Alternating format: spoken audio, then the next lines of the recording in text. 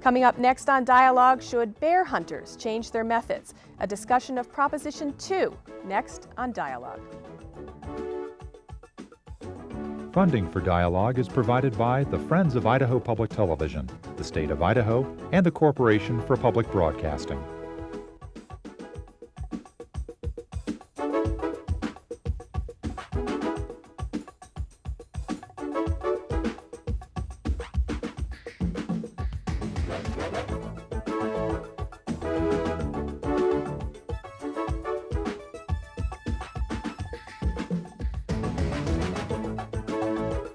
Good evening and welcome to a special hour-long edition of Dialogue. I'm Marcia Franklin. I'd also like to extend a welcome to those of you listening on public radio stations across the state and in eastern Washington. Tonight, my guests and I will be discussing Proposition 2, one of 4 citizens' initiatives on the Idaho ballot this year.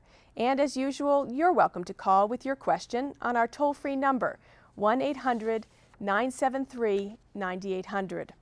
Proposition 2, if passed, would re-regulate black bear hunting, and perhaps no political issue in the state since the battle over abortion has engendered as much emotion as has this measure.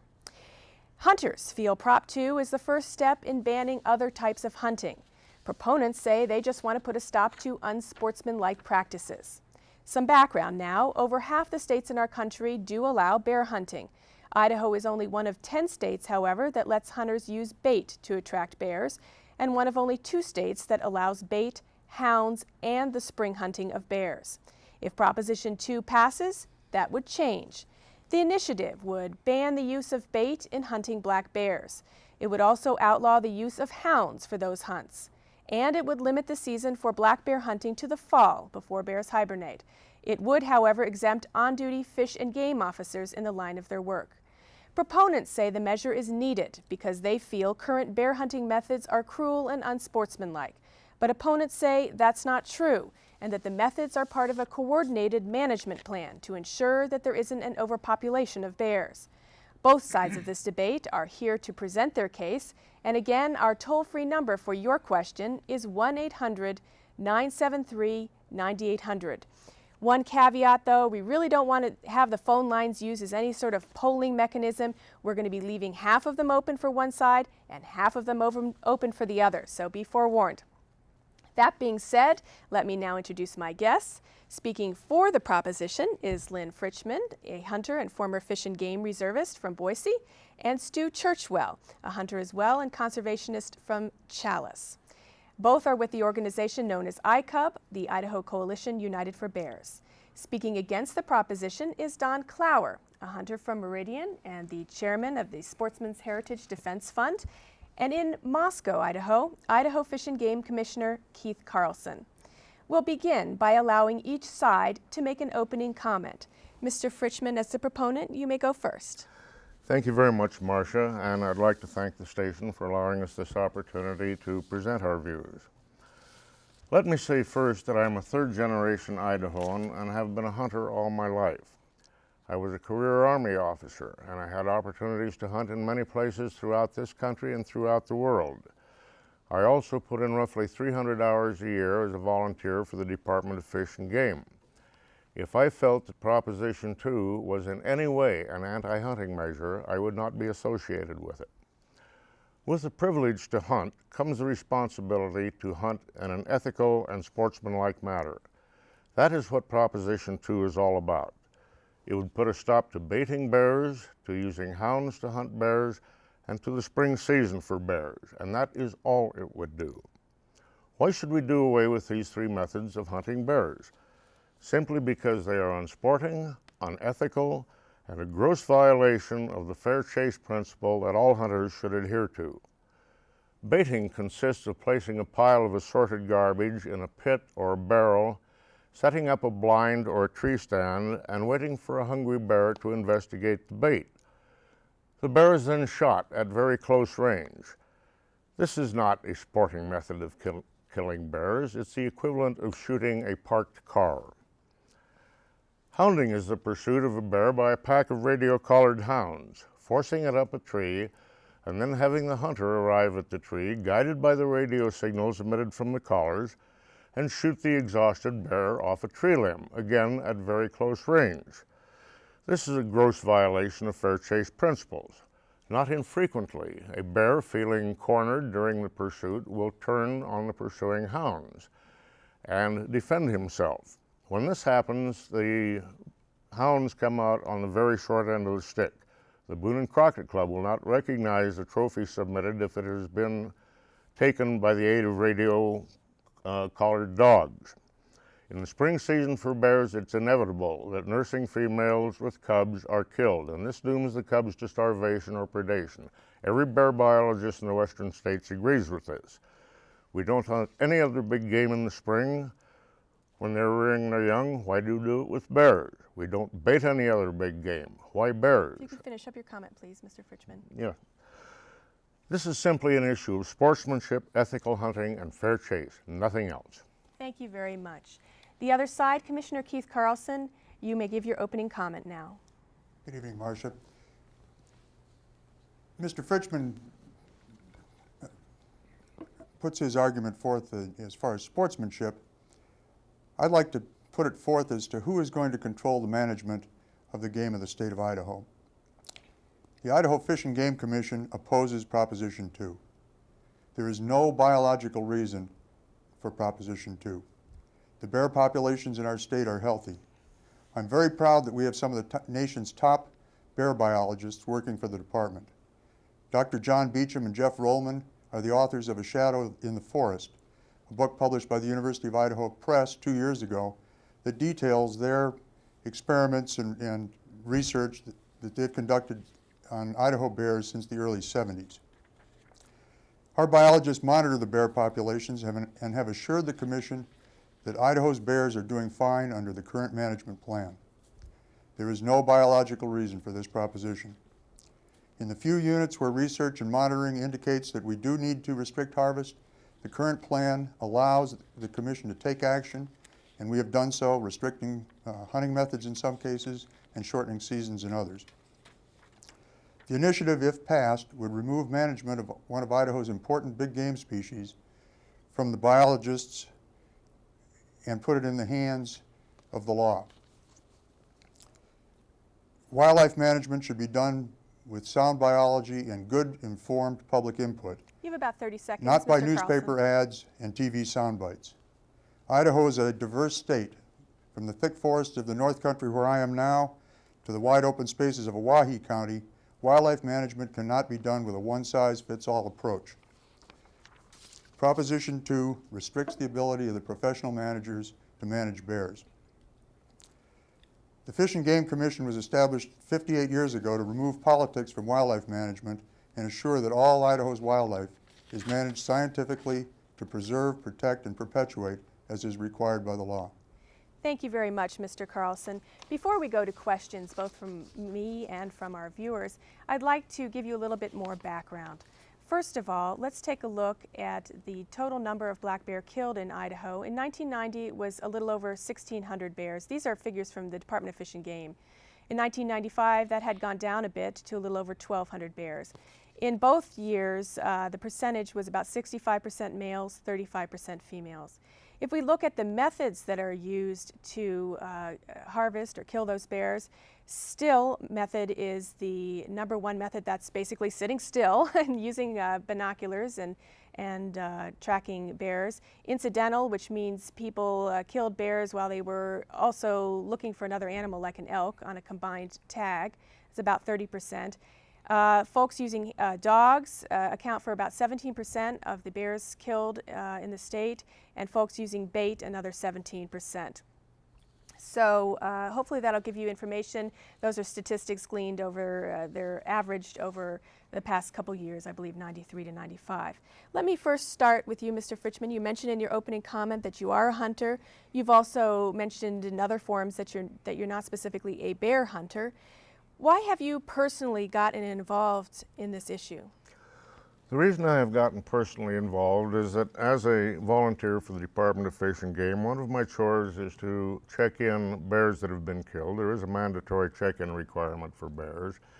And this is about a 15-minute process. One needs to pull a tooth on the bear for the wildlife biologist to examine and determine the age and state of health of the bear. And there's some paperwork to fill out. And during the course of these things, the hunters usually fill in the intervening time with chat about their bear hunt. And I have had hunters tell me about, boy, he had his head right down in that barrel of garbage and I got him clean, or he was sitting on a limb not 20 feet above me and I shot him right good. And the more I heard this, the more I said, that's not a very good way to hunt, in my opinion. And the more I heard this, the more I was convinced that it was not a sporting way to hunt. Could you explain to folks why you didn't choose just one method that you might have wanted to see abolished, say baiting? Why did you put all three on this? Well, you need to understand that I was not the writer of the initiative. Why do you support that idea then? Well, as a matter of fact, in early March of 1995, before I became a part of this effort at all, one of the original proponents of the initiative went before the Fish and Game Commission and said, we have this initiative in the wings, we're going to pursue it. But if you, Fish and Game Commission, will do away with just one of these hunting methods, and you can pick which one, we will withdraw the initiative and not go forward with it. The Fish and Game Commission refused to even consider the offer. But do you support putting all three then on instead of just one? The three that are on were in the initiative when I became associated with it. So yes, I support all three. I think we could probably have gotten along with removing one, as was the offer made to the commission, but they didn't consider it. And so the initiative went forward with the three provisions that were written into it. Okay, thank you very much. Marcia, if I might, from Moscow, just respond to Mr. Fritchman's comments about the commission and Greg Brown. Mr. Fritchman's correct that Greg Brown did appear on the 1st of March of 1995, representing ICUB and the Palouse Voice for Animals. And he appeared before the commission and did make the offer that Mr. Fritchman said, that if we would eliminate one of the three methods that he found objectionable, then he would not go forward with the initiative drive. But the proviso was also in there that we would eliminate the other two within the next few years. And this is hardly the way a public agency receives public input, by ultimatum and threat. And it's also important to note, I think, that since then, in the almost 19 months since we heard from Mr. Brown, we've heard from no one else. And in the interim, we've set bear seasons, along with other big game seasons, this past March. Commissioner Carlson, since you did interject right now, let me ask you a question. Do you agree that this initiative would not have been placed on the ballot, would not have gleaned as many signatures as it did, if there hadn't been some frustration to begin with? And if this proposition does not pass for some reason, what assurances would you make to the folks that did sign it, did put it on the ballot, and are going to vote for it, that you would listen to their concerns the next time around? Just stepping back a little bit in time, when we considered the bear plan as part of the normal planning sequence we do in 1990, baiting, frankly, was quite controversial among the commissioners. The commissioners, as I recall, during the discussion of the approval phase of the plan, were split 3-3 on whether we wanted to approve baiting or not. The plan, as it came out initially, did ban baiting. So there's no doubt that we've been aware this has been a controversial issue for some time. It did ban bait, but then some hunters showed up and expressed their opposition to that, and the commission decided to draw up a new plan that did not change any of the methods. Is that correct? In part. When our plan was released with the ban of baiting included, there was no doubt there was quite a public outcry from the hunting community. Because of this, and because the commission had been very closely split on the issue to start with, we hired the University of Idaho to conduct a citizens task force. That task force was constituted of 26 citizens selected from a variety of backgrounds, representing a variety of interest groups. They met for nearly 18 months, and they came up with the recommendations that were ultimately adopted by the commission and are currently our management plan. It has been alleged that you didn't let enough non-hunters or perhaps anti-hunters on that group to draw up that plan. Well, I don't agree with that. For one thing, the University of Idaho was the team that from Wildlife and Recreation up here at the university that was in charge of facilitating that, to a large extent selected the participants. And we asked certain interest groups, for instance, the Forest Service was represented by the Capitol Forester. Obviously, the livestock operators are interested in this subject. We had archers and other hunters, and the outfitting industry was on it. But we also asked the general public and the general hunting public to volunteer, and many of them did. Many of the people on that task force were just plain ordinary hunters representing themselves, not representing an interest group. I'd like to give you an opportunity now to respond, and then I'll talk to Mr. Clower, and then we'll take some phone calls. Okay, respond to what he just stated. There is a list here. There were 36 members of that task force. Of those 36 members, there were probably 3 that could qualify as non-hunters. Certainly a lot of people feel like that is a problem, but also there's other information out there like the BSU study that was performed for the Department of Fish and Game, and that BSU study showed that not only the majority of the citizens of Idaho, but the majority of the hunters of Idaho oppose these 3 practices, and we feel that the Fish and Game Commission was negligent by not looking at that and dealing with these issues. Therefore, here we are with an initiative. Mr. Clower, how do you feel about these surveys that prior to the initiative did say that a majority of hunters and folks opposed these methods? Well, I happen to have been a member of that task force, and there were 26 members. The list they have also includes the 10 alternates. There were 26 members that voted or participated in the discussion, and we had an agreement. 75% had to vote one way or the other to get anything passed. And there were several non-hunting groups represented on there. The Audubon Society, the Non-Game Fund was on there, the Forest Service, the livestock industry, and there was a fellow from a group called the Sawtooth Wildlife Council. It was a very representative group. There were a lot of Were the majority hunters, however? I would say that the majority were probably hunters, yes, because some of the folks from the other industries were probably hunters also. You know, a lot of people in Idaho hunt. But it was a very interesting mixed bag because there were a lot of folks on there who were hunters that didn't bear hunt. And so this was a new initiation process for them. The process that we went through is that we toured the state and had 17 public meetings. We took stacks and stacks of testimony from the concerned public. And we went back and we met over the next year. We had lots of meetings and had lots of discussions. And from this group came this consensus of a 5-year bear plan. But there was a given that no method would be abolished. Is that right? That was part of the given of coming That up with wasn't a this plan. given. That wasn't a given when we started. That everything was on the table when we started. Anything could have come out of this committee that would have come out of the committee. We greatly reformed all the restrictions on baiting and the use of dogs. And I think the interesting thing that came out of the committee hearing was that when we started looking at the data, it was interesting to see at what time periods that the female harvest was extremely high. And from this committee, the recommendation to the Fish and Game Commission was that we close 3 weeks in the fall. That's when the majority of the female harvest was taking place. If you noticed on that chart that you put on there earlier that how the bear harvest dropped from 1,600 down to about 1,200 from when we started the task force until we ended. And these are recommendations that were made by this whole community. We greatly reformed the bear plan. Mr. Clower, I do want to go to some phone calls, all of you, but I want to ask you one question, and that is, could you explain to people who are not bear hunters why you feel the use of bait, for instance, is something that you would consider in the long tradition of fair chase or sportsmanlike conduct of hunters?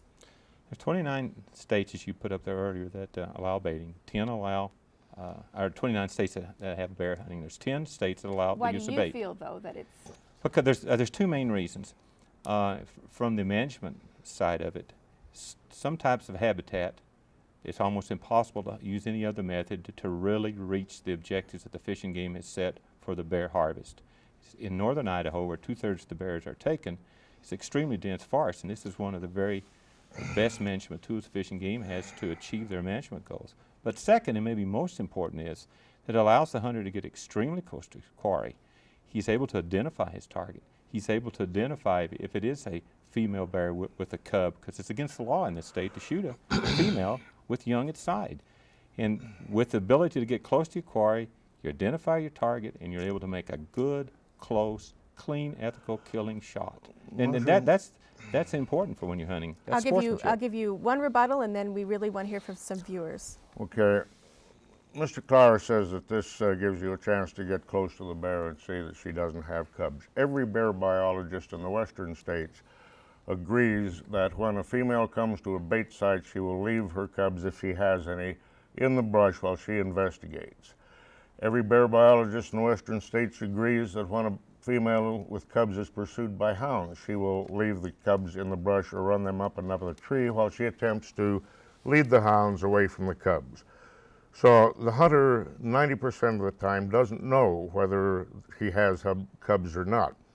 John Beecham, whom Mr. Carlson referred to in a letter to a colleague of mine, said that there was a potential for orphaning at least 90 cubs in any given spring season. Now, is that significant for the bear population? Of course not. But we must ask ourselves, is it a moral thing to do to orphan a cub, which dooms it to predation or starvation, just to have that bear rug on the floor? Marcia, I'd like to interject something. I'm going to go to the calls, and I think it's fair to say to folks, because Mr. Beecham's name has already come up twice and may come up again. He is the biologist for Fish and Game.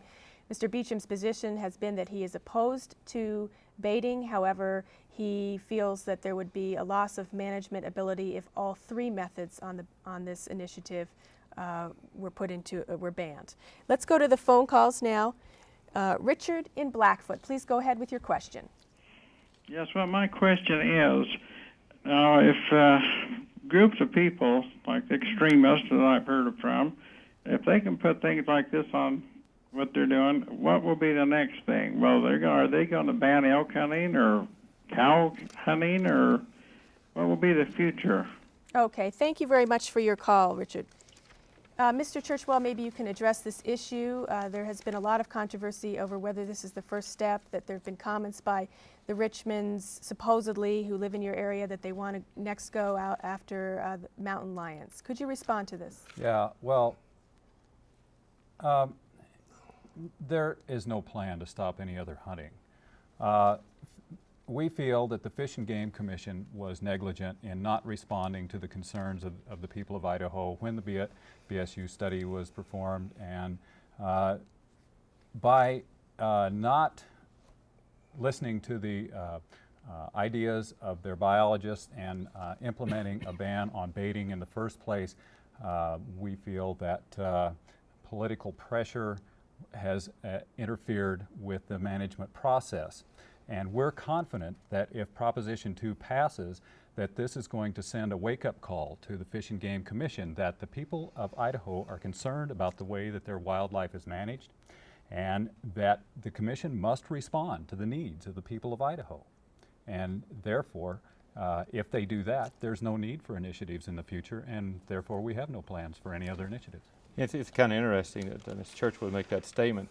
The letter you referred to from the Richmonds, on the letterhead, Mr. Churchwell is the president of Friends of the West, and in the letter to the Fish and Game Department, it states that they plan to run an initiative in 1998 to stop mountain lion hunting. Let me ask you a question. You are running some commercials which play on this concern, and also a concern that this is being backed by not only non-hunters but anti-hunters. People, I believe, even in your commercial, who they say want to ban turkey for Thanksgiving. Do you feel that there are a lot of anti-hunters behind this, or if not, that the non-hunters are somehow being co-opted by anti-hunters unknowingly? Yes, I believe that the strategy of the animal rights group that's behind this initiative is to try to drive a wedge between the hunters and the non-hunting public. And the way they try to do it is they come in and try to stigmatize hunting. Fact is, the vice president of the organization that's financing and pushing the Proposition 2 said in a recent statement that we would like to stigmatize hunting. And using the initiative process, we'll go species by species, state by state, until we eliminate all hunting. That's pretty plain. I would suggest that, as I said in the first place, I am a hunter, and if I thought there was any anti-hunting application to this, I would not be a part of it. There were 78,000 Idahoans who signed the initiative that got this on the ballot, and 76,000 of them, those signatures were collected exclusively by volunteers. So if you want to say that there are 78,000 Idahoans are anti-hunters, that's patently absurd. Mr. John Muma, the director of the Colorado Division of Wildlife, in a recent letter made the statement that he was infinitely more concerned about the future of hunting because of the existence of unethical and irresponsible hunters than he was of all the so-called anti-hunting groups put together. Marcia, can I? Okay. Very, very briefly, and then we want to hear from some viewers as well. Mr. Fishman just quoted from Dr. Beecham again, out of context, and which amazes me immensely. It was Mr. Muma. I believe he did comment he from did. Colorado from Mr. Muma. He just earlier tried to quote Dr. Beecham out of context about the 90 cubs. Oh, okay. I have a letter here that he's referring to. There's no mention of Dr. Beecham's 90 cubs. If you read the whole letter, it was addressed to a fellow named Donald Sharp, and he talks about the model that he had created. And I know that you've talked to Dr. Beecham yourself, and he does not even insinuate anything about 90. Next to the last paragraph.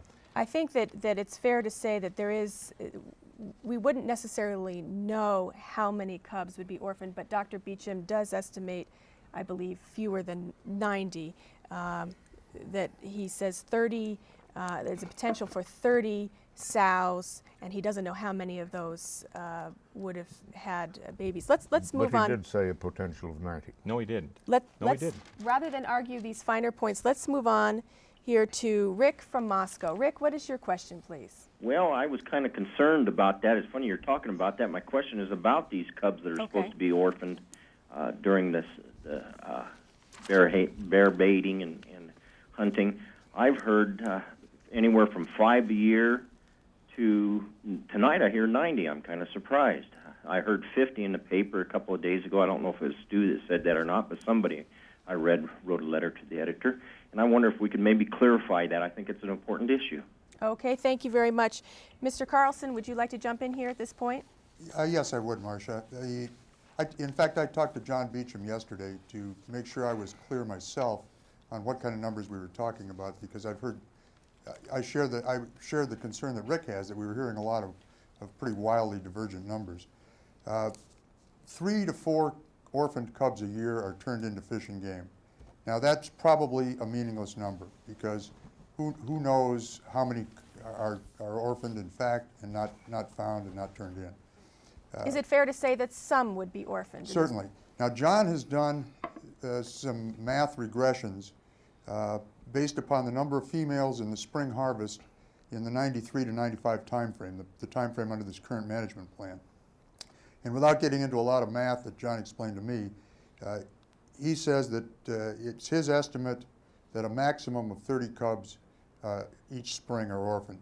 Now there will be some cubs in the fall hunting season that are orphaned, but his research over the last 20-some years indicates that at least 25% and probably a great deal more of those cubs will survive the winter. And just to clarify what I was saying about the finer points, I'm not saying it's not a major issue in this debate. I'm saying in terms of the numbers, does it not come down, would you say that some of this debate has come down to whether people feel it's morally wrong to even have one cub be orphaned or not? There are going to be cubs orphaned whether you have spring or fall hunting. That's just the nature of wildlife.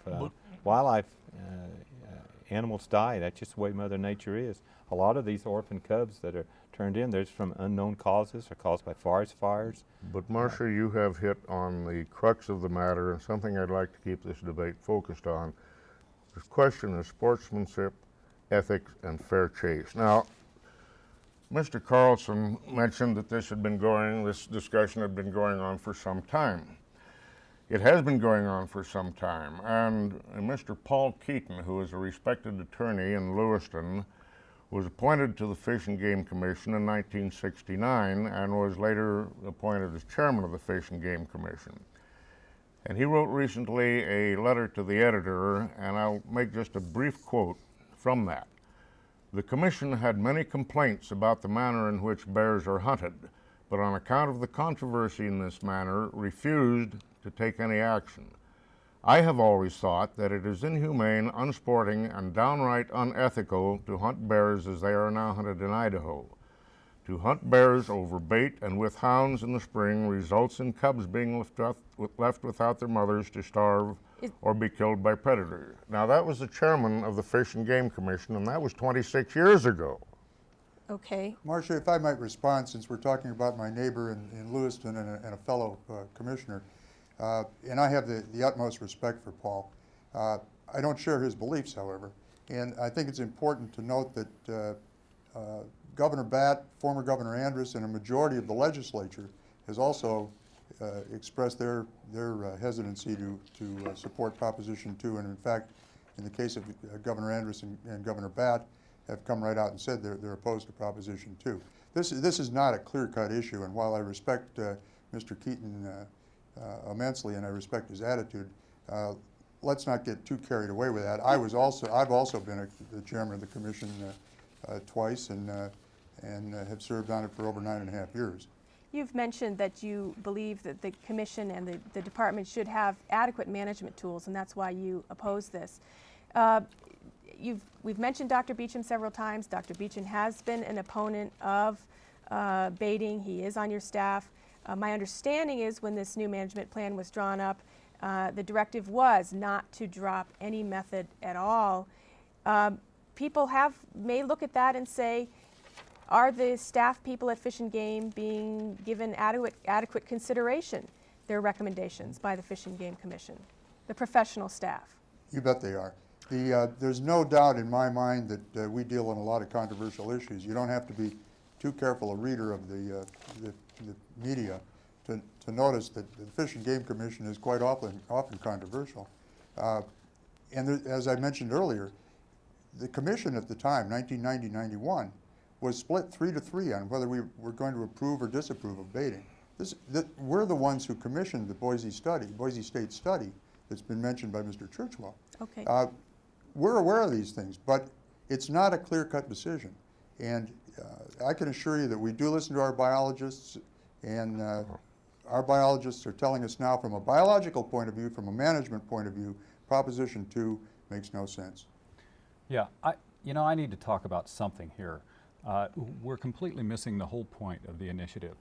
Our opposition and the wildlife agencies as well have a tendency to want to desensitize the language of wildlife.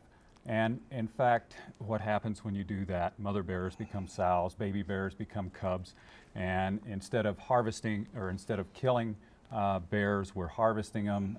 Bears are a resource rather than a living, breathing, feeling creature.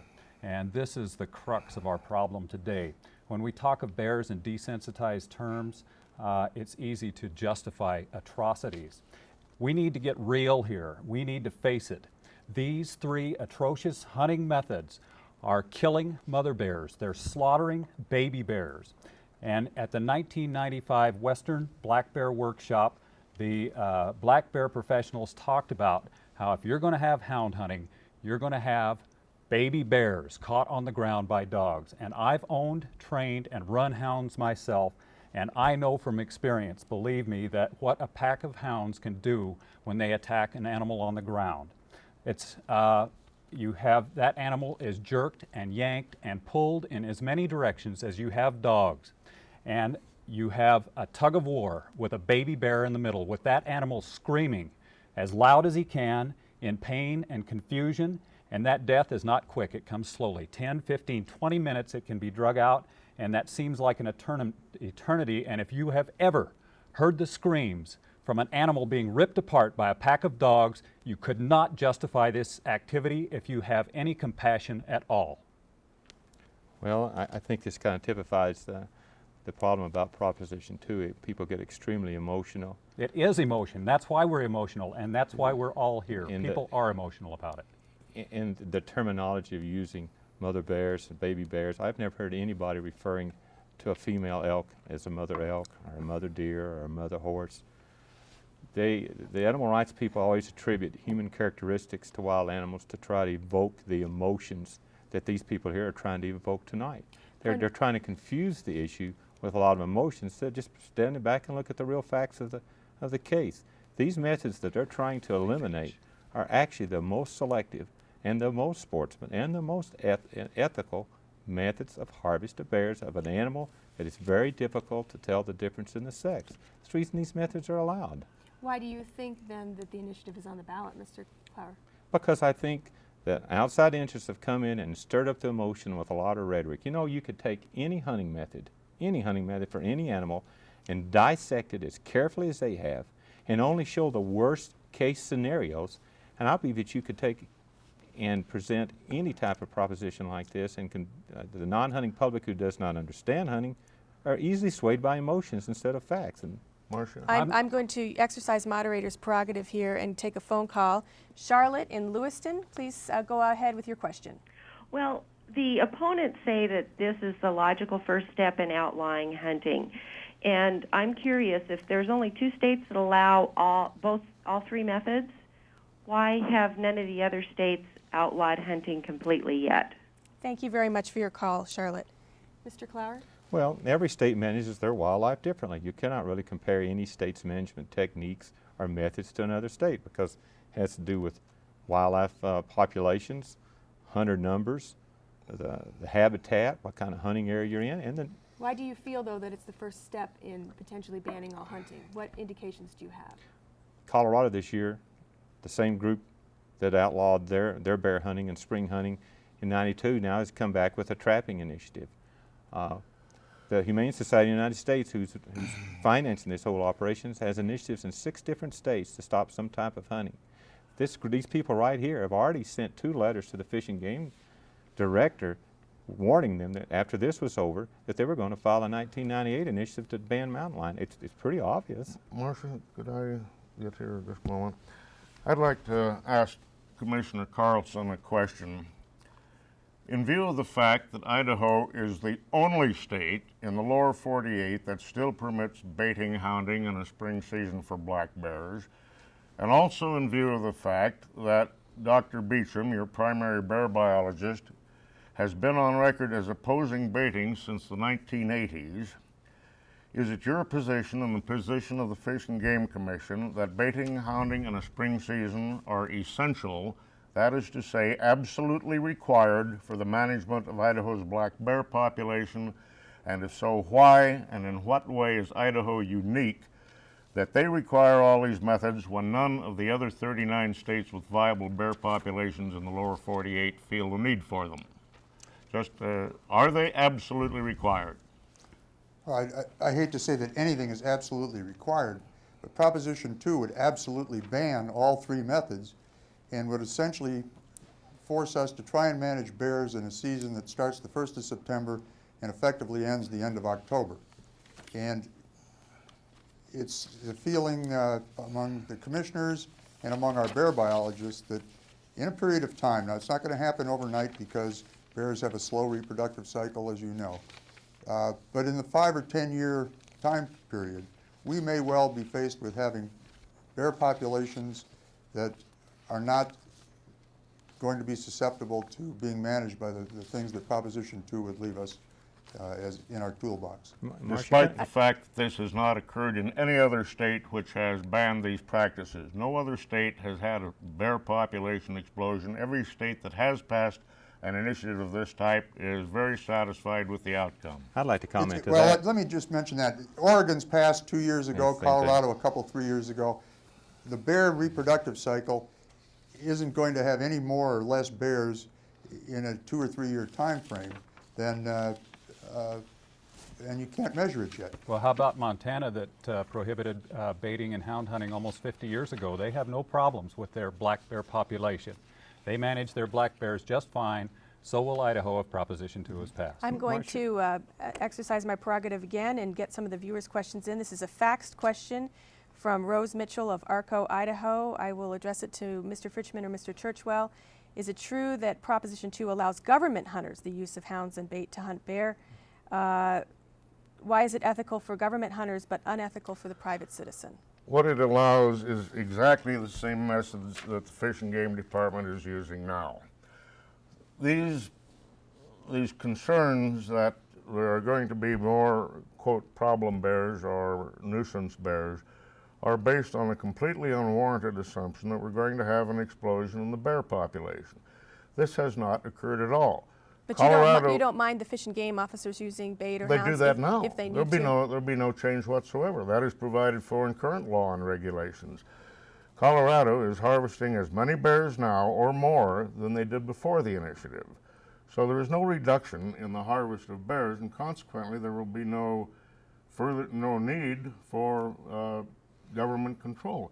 Additionally, the Colorado banning of baiting solves a lot of problem bear situations because baiting causes problem bears. A bear that goes to a bait site has overcome its fear of human scent and it adapts itself to human-provided food. If it gets away without being shot, that's the bear that's going to raid your campground, break into your camper, or break into your summer cabin. The bear biologists have a saying, a baited bear is a dead bear. In Oregon, the USA Today had a little article about the initiative process. In Oregon, since their initiative passed 2 years ago, it's cost the taxpayers of that state $535,000 to handle problem bears. This was in the USA Today. I didn't make these numbers up. And have had destroyed 205 bears. Last year in Colorado, government agents had to destroy 110 bears. That's Colorado Fish and Game Department, the ADC, and the private landowners. If it seems illogical to me for the people of this state to have to pay government agents to go out and manage bear numbers when sportsmen, i.e. hunters, are willing to pay the state for the privilege, and they use the same methods. Government agents, ADC, works for the Department of Agriculture. They go out and they use hounds and bait. That's how they handle and shoot bears in these other states. I would like to give your side the opportunity to ask the question of the other side since we allowed that opportunity just now. Do you have a question that you'd like to direct to Mr. Fritchman or Mr. Churchwell? Yes, I do, and it has on November the 7th, 1995, August the 10th, 1996, and September the 18th, 1996, animal rights activist Wayne Pacelli came to Idaho for ICUB fundraisers and ICUB newspaper editorial board meetings, and most recently, ICUB's out-of-state media agents purchased television time in Boise on 2 stations using the name Yes on Proposition 1, the 1% Initiative. These actions raise the questions about ICUB's honesty and integrity. My question is, why did ICUB fail to report these campaign expenses as required by law? And then why did they buy time under another campaign's name? Well, I know absolutely nothing about buying time under another campaign's name. The expenses involved in our media television campaign will be reported to the penny on the next financial disclosure report. I don't see what your concern is. His concern is the visits, I believe, by Mr. Pacelli. Mr. You Sell, say that they should be registered as in-kind donations? Is that? On November the 7th, 1995, those, in August the 10th, these things should have already been recorded. He came to this state, he flew in, you had a fundraiser. You went around the state and visited. I see what you're saying. Then perhaps we ought to, your campaign should have reported all the NRA visits that came here. Mr. Clower, this is utterly beyond the point. We have reported every single nickel that has been required by the state Secretary of State's disclosure rules. Well, why did you buy? Well, why don't you sue us then?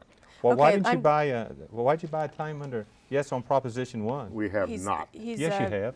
mentioned that he knows nothing about that. It's certainly something to be looked into if that is in fact the case. I'm going to go to another call. Jim and Haley, please go ahead with your question. Yes, this question is directed to Mr. Don Clower there. I myself am a hunter of 40-plus years. I find that the method of hunting bear is appalling. I would just like to ask him, first of all, where they came up with percentages of 17% and 17% respectively for the hounds as well as baiting, when in many times they're used in combination, which if you add those two up, that's 34%, which is a rather high number. But mainly I'd like to know why this gentleman finds it necessary to support this one particular aspect of hunting, and why don't we just go ahead and bait for deer and bait for elk and, let's get this thing on the road here. Thank you very much for your call.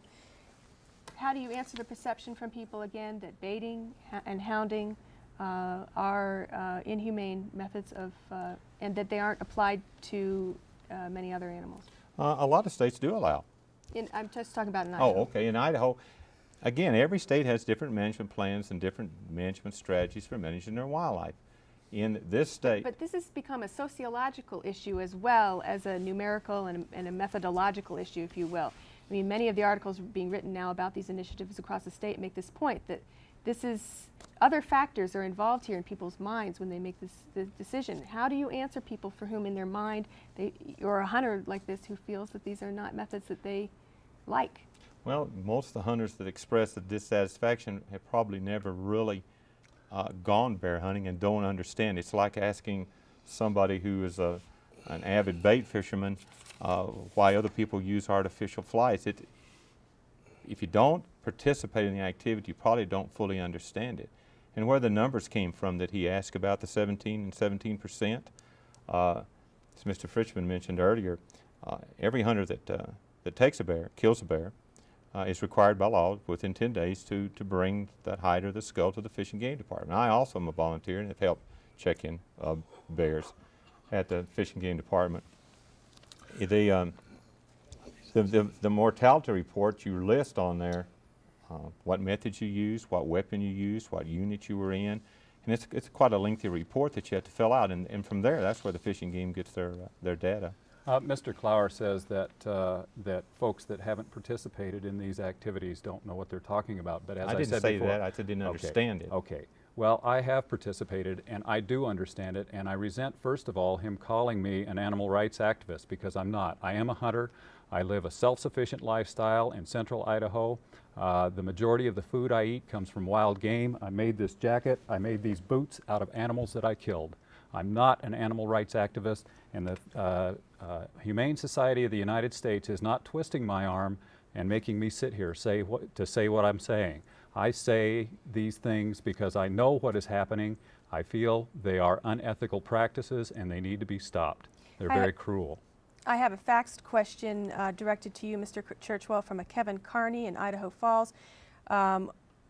Wondering, as he says that you're an experienced bow hunter, is that correct? Yes. Mm-hmm. And he says that the Humane Society of the United States has described bow hunting as particularly cruel and inhumane. He says, do you believe it's time for hunters to join together and ban bow hunting as the next step in cleaning up hunter image? Not at all. And I would not support the Humane Society in terms of trying to stop bow hunting. And certainly, I think there are people in the extreme end of both the organizations on both sides of the initiative. If the Humane Society were to come out and try to stop bow hunting or any other sportsmanlike activity in terms of hunting, I would be on the other side fighting against them. And one thing that I found during the signature gathering phase of this initiative, I collected many signatures myself, is that the people of Idaho support hunting. They don't support the things in terms of trying to stop bow hunting and that type of thing. Let's take a call from Ray in Caldwell. You've been on the line for a while. I appreciate your patience. Please go ahead. Yes, I'm wondering why they didn't split those three items and make them each one separate, which would give them more of a chance of getting one or the other of them eliminated. And I'm not particularly fond of the spring bear hunt. Okay, thank you very much. Again, I believe if I asked you that question, why go with all three instead of just one method? Well, as I said, I was not a participant in the writing of the initiative. I might have written it differently. Nevertheless, the initiative was written that way and accepted by the Secretary of State and the Attorney General. The majority of the people of Idaho feel these three practices are unethical, as do the majority of the hunters of Idaho, as demonstrated in the survey that was performed by Boise State University. I think in 1992, was that a couple Right. years ago? Mr. Clower, I need to ask you this question. I'd like to respond to that just quickly if I could. Okay, but my question is related. All so right. Go ahead. It's amazing that they would say that the majority of hunters support their initiative, for the simple reason is that They didn't say that. They said when the survey was taken a couple years ago and the Well, he question just was said- asked, the majority of hunters All right. did respond that they were opposed to those methods. 107 organizations in this state have come out public against Proposition 2. Every hunting, every fishing, and every trapping organization in this state opposes Proposition 2. They do not have one hunting organization or one fishing organization that supports their position. If the majority of hunters support Proposition 2, where are they? Let me just ask this question. I'm curious to know, if there had been just one method on the ballot, say abolishing baiting or abolishing baiting in the spring, would you have supported the initiative? You know, we have a really good process to work through these problems. If these people had come and sit down with the recognized sportsmen's groups in the state and worked through the Fish and Game Commission, just like we did in 1991 and 92 with the Bear Task Force, these problems could have been resolved and solved by going through this very expensive and time-consuming initiative process. They never, ever came to any of the sportsmen's groups. They never came to the Fish and Game Commissions and presented their ideas, and we sat down and discussed this amiably. They talked about gathering their signatures. Marcia, could Not I one. interject something here? They were never invited. We have this roster here, which are composed almost exclusively of hunters. Now let's talk about the 1990 plan that Mr. Carlson has referred to. Part of that plan was because the U.S. Forest Service had requested a ban on baiting. And they were invited to that committee, and the chief forester was there. Just a minute. Well, you interrupted me. They requested the ban on baiting. John Beecham supported it.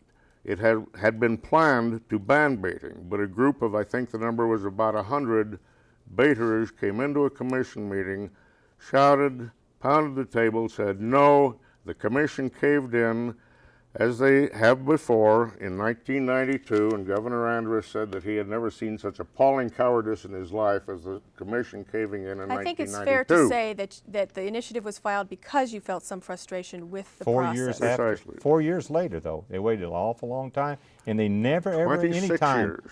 never any during that time did they ever approach any of the recognized sportsmen's organizations and say, we have a problem here, let's see if we can sit down and resolve it.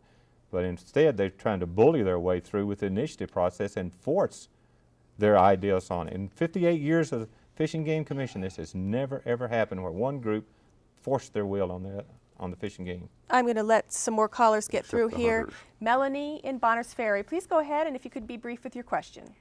Yes, my question is directed to the supporters of Proposition 2. You gentlemen claim to be hunters.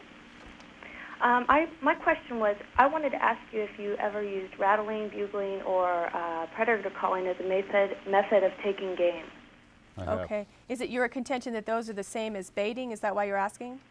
Yeah, pretty much, because it's my belief that they're all methods of entrapment. Okay, thank you very much. Thank you. How do you see these types of I methods have as different? bugled. I've used some of these others. Of course, I fish.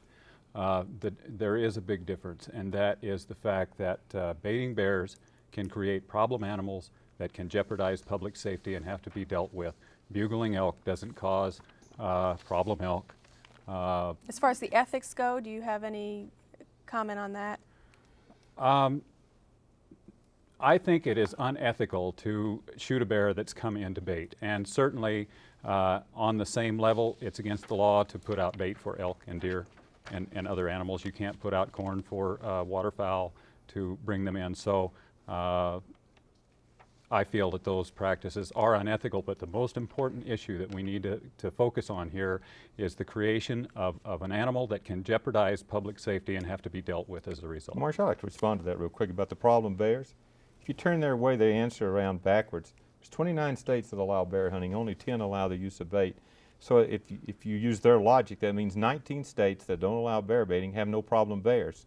That's ridiculous. Last year, Montana had to destroy 35 problem bears, and they don't allow bait. So it's very illogical and totally false to say that baiting causes problem bears. There will always be problem bears, and that's why we leave the department the latitude of being able to use hounds, bait, and that type of thing in order to deal with those problem bears. They need that latitude in order to deal with those animals to protect public safety. Okay, let's go to Randy in Sandpoint. Randy, please go ahead. Yes, I want to know why they're saying more about the baiting than they are the hounds.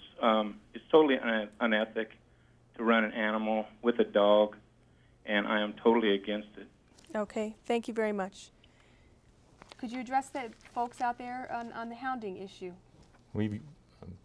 Sportsmen use dogs to hunt basically every animal there is in the United States. Here in Idaho, besides bears, you can chase rabbits with dogs. If you're trying to draw the line and just talk about bears, that's again, that's really very illogical. Mr. Carlson, I'd like to let you give a comment here if you'd like to on this issue. You must hear this. Sure. I'm bothered by this whole ethical question in that I think part of the discussion we haven't talked about at all yet is... And we don't have much time. We're wrapping up the program, so... ...is we're limiting the individual's ability to choose a legal, biologically sound method of hunting by trying to impose Mr. Churchwell's ethic upon an individual who doesn't share that ethic. Okay, very briefly, and then we'll go to closing statements. Ethics, Mr. Carlson, are the sum of what the majority of the people think is right and wrong. The survey which the Commission had BSU do in 1992 showed clearly that 2 out of 3 Idahoans think that baiting, hounding, and the spring season are wrong, and that's what the ethic is. I'd like to say that I think ethics are a personal choice, and they are not the sum of the whole. It's a personal choice, is ethics. It is now time for closing statements, and Mr. Churchwell, please go ahead.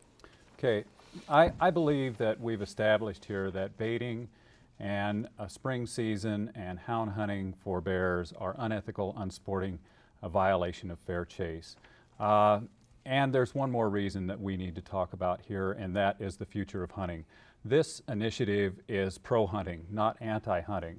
And the people have shown in this survey that they have a problem with these 3 practices.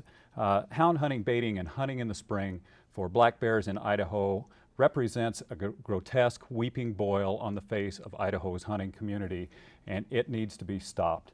Hunters and game commissioners who resist adjusting to modern social values will be the folks that are responsible for the abolition of hunting if it ever comes. Thank you very much. Mr. Clower, your closing statement, please. Thank you, Marcia, and I want to thank the Public Broadcasting for also allowing us the opportunity to come here and discuss our viewpoint on Proposition 2. I think it would be good for voters to take a step back from all this emotional rhetoric that surrounds Proposition 2 and analyze the facts. In the last 58 years, we've allowed our Fish and Game Department to manage our wildlife free from this type of political interference. Idaho has this abundant wildlife as a result of this professional wildlife management. The Idaho Statesman, the Twin Falls Times, the Pocatello Journal, the Coeur d'Alene paper, and the Burley paper have all asked their readers to reject Proposition 2, to vote no, for the simple reason they feel that Idaho's wildlife management belongs in the hands of the professionals. Managing wildlife is a very complex issue and should be done by these professionals using the best available data and not by emotions. The initiative process limits by law the ability of these professionals to manage properly and serves only the interest of these special interest groups and does not address the concerns of all Idahoans. We ask that you reject out-of-state special interest groups and vote no on Proposition 2. Thank you to both of you. I think it was a very informative debate. I'd like to thank my guests here in Boise, Lynn Fritchman and Stu Churchwell, also Mr. Don Clower, and in Moscow, Keith Carlson. And thanks to you, our viewers. This is our final debate. We've hosted 7. We thank you for supporting those and tuning in. And don't forget to vote on Tuesday, November 5th. Good night.